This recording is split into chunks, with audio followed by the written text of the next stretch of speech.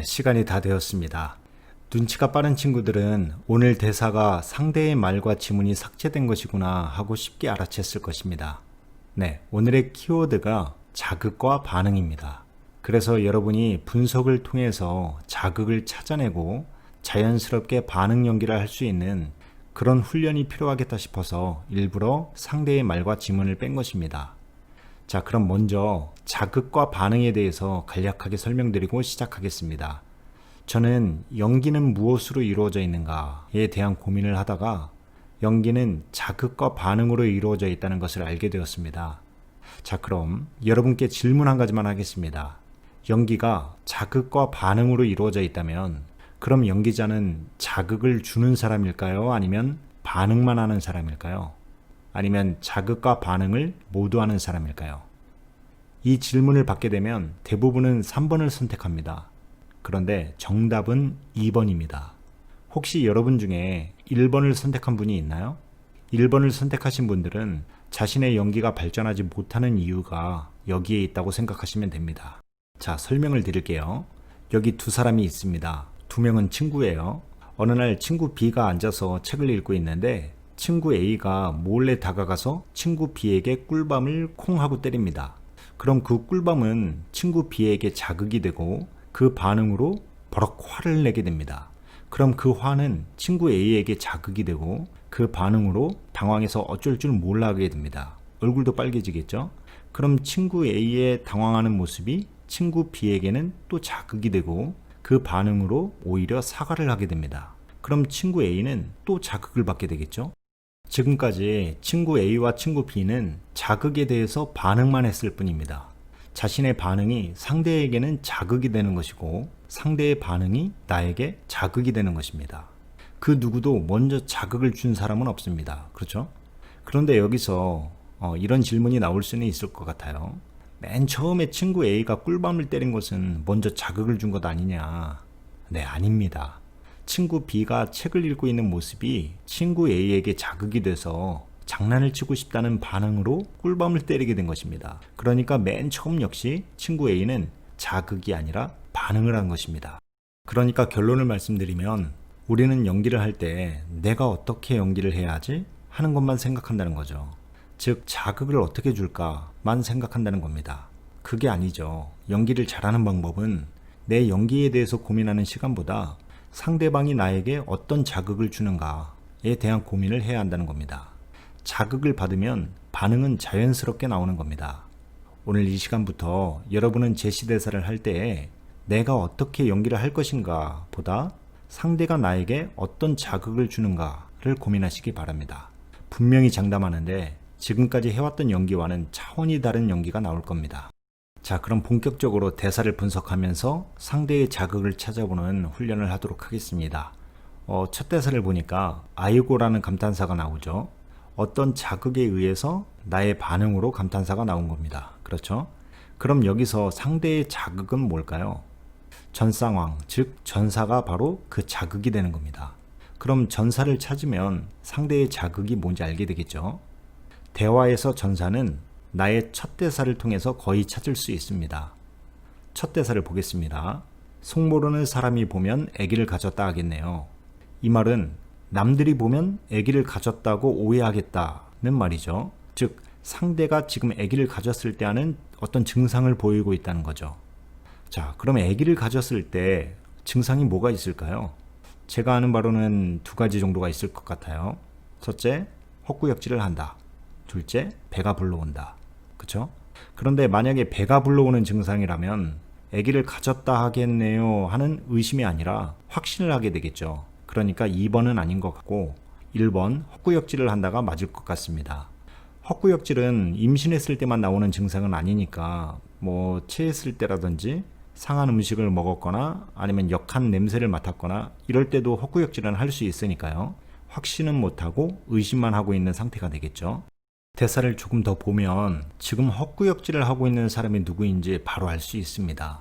속 모르는 사람은 남들이니까 속을 아는 사람, 즉 당사자는 누굴까요?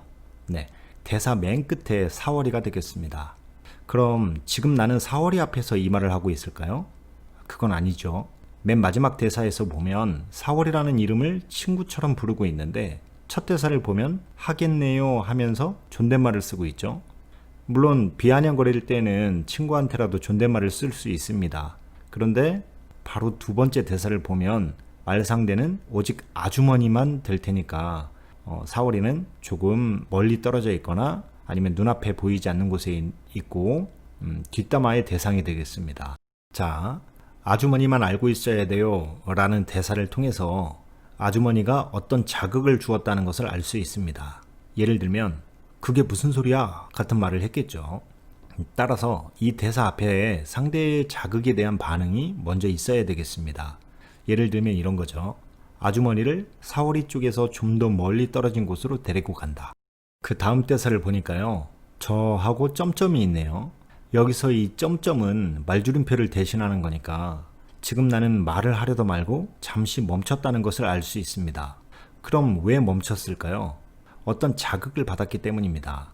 예를 들면 4월이나 아니면 다른 마을 사람들과의 거리가 확보가 되었는가를 다시 한번 재확인하는 것일 수도 있습니다. 아니면 4월이 쪽으로 눈치를 한번 보는 것일 수도 있겠죠. 여러분, 자극이라는 것은 상대의 어떤 반응에 의해서만 있는 것은 아닙니다. 영상 앞부분에서 설명드린 것처럼 친구 B는 그냥 책을 보고 있었죠. 어떤 반응을 한 것이 아니죠. 그런데도 친구 A는 그 모습에서 자극을 받을 수 있는 겁니다. 아셨죠? 그래서 어떤 대상의 반응으로부터 자극을 받았을 때는 빨간 네모, 자신 스스로 자극을 받았을 때는 빨간 세모로 표시를 했습니다. 다음에 또 예라는 대사가 나옵니다. 이것은 대답이죠. 그러므로 앞에 상대가 어떤 말을 했다는 것을 알 수 있습니다. 그 말에 대한 맞장구가 되겠죠. 그럼 어떤 말을 했을까요? 우리 마을에 낯선 사내가 드나든대요 하니까 깜짝 놀라서 아니 그게 정말이야? 하고 반응을 했을 겁니다. 그 반응이 나에게 자극이 되고 나는 그 자극에 대한 반응으로 예 하고 맞장구를 치게 되는 겁니다. 여기서 예라는 대답이 그냥 대답이 아니라 맞장구를 치고 있다는 것은 그 다음에 오는 그것도 라는 말에서 알 수 있습니다. 그리고 그 뒤에 오는 게다가 라는 말에서도 알 수 있죠. 지금 나는 상대의 반응에 대해 자극을 받고 다른 반응을 보이는 것이 아니라 상대의 반응에 더해서 반응을 하고 있는 겁니다. 자, 그 다음을 보니까 이번에는 아니요 라는 대사가 나옵니다. 이 말 앞에도 상대가 어떤 말을 했을 겁니다. 증거가 있냐? 헛소문 듣고 호들갑 떨지 마라. 이런 식의 말을 했겠죠. 이 아니요도 상대의 말에 대한 단순한 대답이라기보다는 그게 아니라 라는 자기 방어용 심리적 표현이라고 볼 수 있겠습니다. 또 그걸 먼 눈으로 본 사람이 있다고 하는데 여기서 먼 눈은 멀리 볼 수 있는 눈, 그러니까 굉장히 시력이 좋은 눈으로 본 사람이 있다고 말하는 겁니다. 다음에 제가 봤어요 라는 대사가 있죠. 바로 앞에는 본 사람이 마치 다른 사람인 것처럼 얘기를 했는데 여기서는 자기가 봤다고 얘기를 하고 있죠. 이렇게 말이 바뀌었다는 것은 제가 봤어요 앞에도 어떤 자극이 있었다는 것을 의미합니다. 상대가 그게 누군데 말해봐 라고 강하게 추궁을 했기 때문에 기가 죽어서 자기가 봤다고 고백하는 것일 수도 있겠고요. 아니면 그게 누군지 궁금해하는 상대의 표정을 보고 거기에 자극을 받아서 우쭐해하는 반응으로 말하는 것일 수도 있겠습니다. 그런데 말을 멈추지 않고 뒤에 계속 얘기하는 것을 보면 기가 죽은 것보다는 우쭐해하는 반응이 더 합리적인 분석이라고 볼 수 있겠습니다. 제가 봤어요 라는 말은 오늘 제시대사에서 정말 중요한 말입니다. 왜냐하면 이 말을 전후로 해서 내용이 완전히 바뀌기 때문입니다. 이 말 전에는 마치 자기가 어떤 소문을 들은 것처럼 조심스럽게 말하고 있죠. 그런데 이 말 이후부터는 자기가 증인이 되어서 확신을 가지고 적극적으로 말하고 있죠. 다음 대사 지난 한식날 밤이었죠부터 용식이네도 한번 봤대요 까지는 쭉 자기 얘기를 하고 있죠. 물론 중간중간에 이야기의 내용이나 감정에 따라서 연기의 변화는 생기게 됩니다. 먼저 지난 한식날부터 토끼바위 쪽 아니겠어요? 까지는 자신이 목격하게 된 배경, 그러니까 이유를 설명하는 대사고요. 그 다음 그런데 분명히 숨어버리는 걸 봤다고요. 이 대사는 자신이 본 것에 대해서 확신을 갖고 증언하는 대사가 되겠습니다. 또 그 다음 저는 어찌나 놀랐던지 감싸고 돌아섰죠. 이 대사는 그 목격 당시에 자신의 감정과 자신의 반응에 대한 설명이고요. 그 다음 그런데 용식인에도 한번 봤대요. 이 대사는 자신의 증언에 대한 증인이 있다. 그러니까 내가 본 것은 나 혼자 착각한 것이 아니라 진짜다 라고 말하고 있는 겁니다. 자, 그 다음 그게 말이에요 라는 대사가 있습니다. 그런데 그 대사 뒤에 점점이 있죠. 이 점점으로 알 수 있는 건 내가 지금 곤란해하고 있다는 거죠. 마찬가지로 어떤 자극이 있으니까 나의 감정 상태가 바뀌게 되는 겁니다. 앞에 용식이네를 말할 때는 당당했다가 이 말에서는 망설이고 주저하고 있습니다. 그럼 상대가 어떤 말을 했을까요? 그건 마지막 대사를 통해서 알 수 있는 것처럼 그게 누군데? 네가 본 사람이 누군데?가 되겠죠. 그 다음에도 저 하면서 말하기를 주저하고 있죠. 앞에 첫 번째 망설이는 대사는 상대의 반응에 대한 직접적인 자극 때문이었다면 두 번째 망설이는 이 저라는 말은 자기 자신으로부터 오는 내적인 자극 때문이거나 아니면 주변 사람들의 눈치를 보는 데서 오는 자극에 대한 반응이 되겠습니다. 이 제시대사가 재밌는 건 마지막에 또 4월일 거라는 소문이에요. 이렇게 또다시 소문으로 바뀌었죠. 여기서 우리는 셜록 홈즈가 되어서 추리를 해볼 필요가 있습니다.